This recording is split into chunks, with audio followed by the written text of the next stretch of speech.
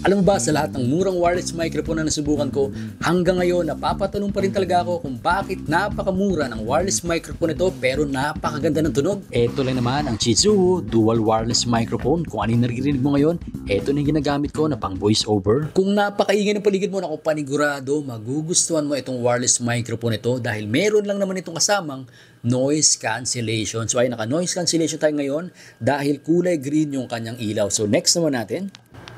So ayan, wala siyang ilaw, so ibig sabihin, naririnig mo yung mga ingay sa paligid. So yung bukas natin ngayon ay yung aircon, so panigurado kahit papano naririnig nyo dyan. So next naman tayo. So ayan, meron na rin to kasamang reverb. So nag-e-echo yung boss natin dyan, di ba?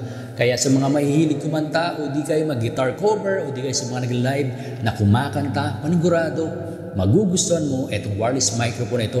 So next naman tayo. So ayan, walang boses yung kanina dahil kulay red. So ano pa bang inaantay mo kung naghahanap ka ng wireless microphone na napakamura pero napaka-versatile na kung etong wireless microphone ni Chizuo ang mai-recommend ko para sa iyo. Kaya ano pang inaantay mo kung hanggang ngayon naghahanap ka pa rin ng murang wireless microphone na napakaganda ng tunog? Etong kay Chizuo ang mai-recommend ko para sa iyo. Kung gusto mo to, dyan mo lang ito mabibili sa yellow basket sa gilid ng ating video.